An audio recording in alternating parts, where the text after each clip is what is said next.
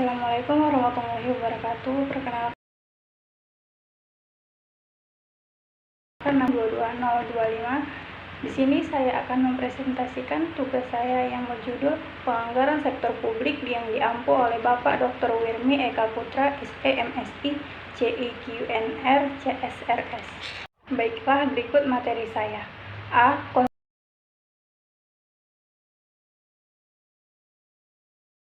Konsep yang hendak dicapai selama periode waktu tertentu yang dinyatakan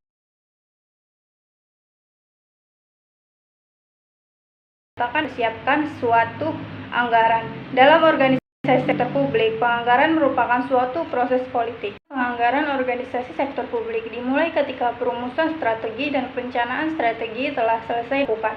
Anggaran merupakan managerial plan for action untuk memfasilitasi tercapainya tujuan organisasi. Aspek-aspek yang harus tercakup dalam anggaran sektor publik meliputi 1. Aspek perencanaan, 2. Aspek pengendalian, 3. Aspek akuntabilitas publik. Pengertian penganggaran sektor publik. Anggaran sektor publik adalah alat bagi pemerintah untuk mengarahkan pembangunan sosial dalam menjamin kesinambungan serta meningkatkan kualitas hidup masyarakat. Anggaran sektor publik memuat berbagai pernyataan mengenai kinerja yang hendak dicapai selama periode waktu tertentu yang dinyatakan dalam ukuran finansial. Pembentukan anggaran sektor publik kerap kali melibatkan unsur politik dan sejenisnya. Anggaran sektor publik adalah anggaran yang dibuat untuk membantukan tingkat kebutuhan masyarakat seperti air, listrik, kualitas kesehatan, pendidikan, dan sebagainya. Anggaran sektor publik adalah proses penentuan jumlah alokasi dan aktivitas dalam satuan moneter yang memuat aspek perencanaan, pengendalian, akuntabilitas publik.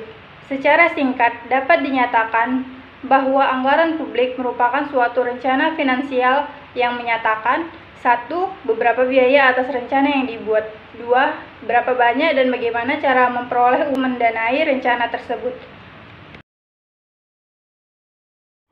C.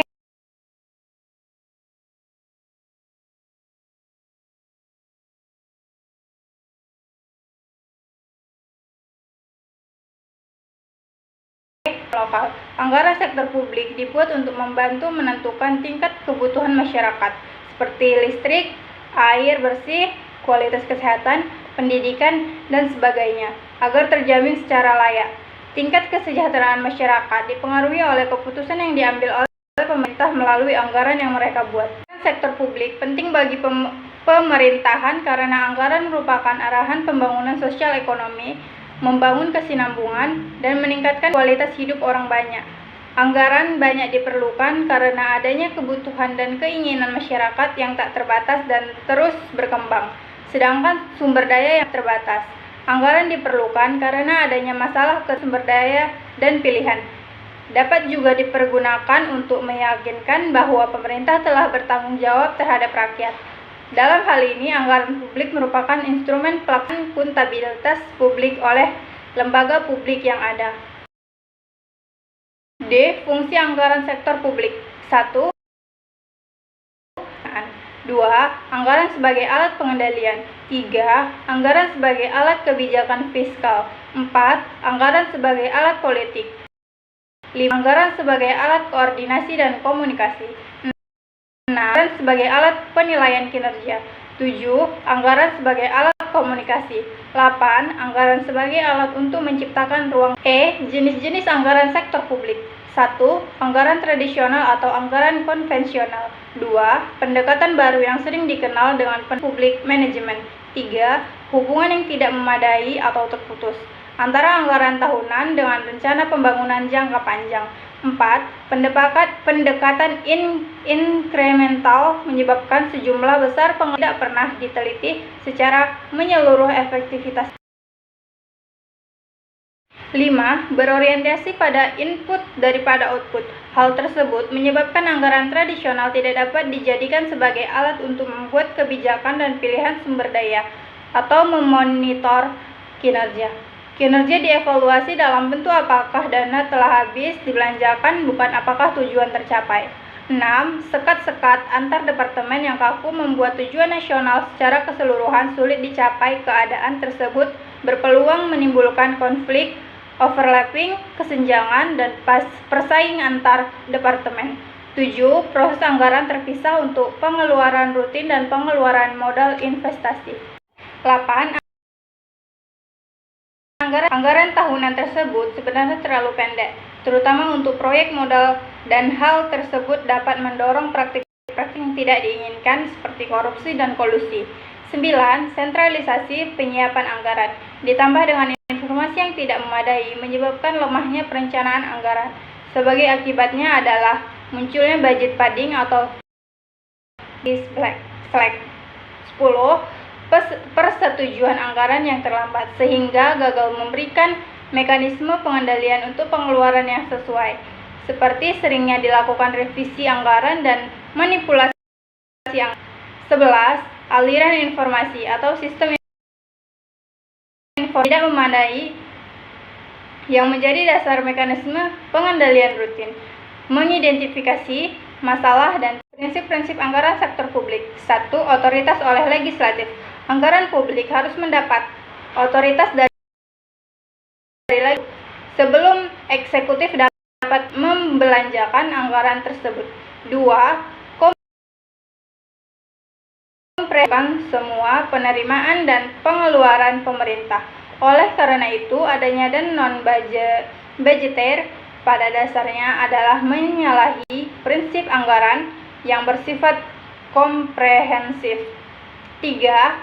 Keutuhan anggaran semua pemerintah dan belanja pemerintah harus terhimpun dalam dana umum atau general fund, non-discretionary appropriation. Jumlah yang disetujui oleh Dewan Legislatif harus termanfaatkan secara ekonomis, efisien, dan periodik. Anggaran merupakan suatu proses yang periodik, dapat bersifat tahunan maupun multitahunan. 6. Akurat estimasi anggaran hendaknya tidak memasuki cadangan yang tersembunyi atau hidden reserve yang dapat dijadikan sebagai pemborosan dan efisiensi anggaran, serta dapat mengakibatkan munculnya underestimate pendapatan dan overestimate pengeluaran. 7. Jelas anggaran hendaknya sederhana, dapat dipahami masyarakat, membingungkan. 8. Diketahui publik, anggaran harus diinformasikan kepada masyarakat luas. G. Proses publik. Proses penyusunan anggaran mempunyai 4 tujuan, yaitu 1. Membantu pemerintah koordinasi antar bagian dalam lingkungan pemerintah. 2. Membantu menciptakan efisiensi dan keadilan dalam menyediakan barang dan jasa publik melalui proses pemprioritasaan. 3. Meningkatkan transparansi dan pertanggungjawaban pemerintah kepada DPR, DPRD, dan masyarakat luas. 4. Memungkinkan bagi pemerintah untuk memenuhi prioritas belanja. Faktor yang dominan dalam proses penganggaran adalah 1. Tujuan dan target yang hendak dicapai. 2. Ketersediaan sumber daya atau faktor-faktor produksi yang dimiliki pemerintah. 3. Waktu yang dibutuhkan untuk mencapai tujuan dan target. 4. Faktor-faktor lain yang mempengaruhi anggaran seperti munculnya pemerintah yang baru, fluktuasi pasar, perubahan sosial dan politik, bencana alam, dan sebagainya. Prinsip-prinsip pokok dalam siklus anggaran. Richard Musgrave, seperti yang dikutip Choi 1989, mengidentifikasikan 3 pertimbangan mengapa pemerintah perlu terlibat dalam bisnis pengadaan barang dan jasa bagi masyarakat. Ketiga pertimbangan tersebut meliputi stabilitas ekonomi, redistribusi pendapatan, dan alokasi sumber daya. Lemahnya perencanaan anggaran memungkinkan munculnya underfinancing atau overfinancing yang akan mempengaruhi tingkat efisiensi dan efektivitas anggaran. I. Tahap pelaporan dan evaluasi anggaran. Persiapan anggaran atau preparation. 2. Tahap ratifikasi atau approval atau ratification. 3. Tahap implementasi atau implementation. 4. Tahap pelaporan dan evaluasi atau reporting and evaluation. Materi yang saya bacakan tadi, maka saya dapat menyimpulkan Penganggaran sektor publik merupakan proses yang sangat vital bagi organisasi sektor publik. Anggaran publik penting sebab anggaran membantu menentukan tingkat kebutuhan masyarakat. Anggaran merupakan instrumen kebijakan fiskal pemerintah untuk mempengaruhi keadaan ekonomi melalui kebijakan pengeluaran dan perpajakan. Dengan anggaran, pemerintah dapat mengalokasikan biaya yang langka untuk menggerakkan pembangunan sosial ekonomi, menjamin kesinambungan, dan meningkatkan kualitas hidup masyarakat. Dan yang penting lagi, anggaran merupakan sarana untuk menunjukkan akuntabilitas pemerintah terhadap publik.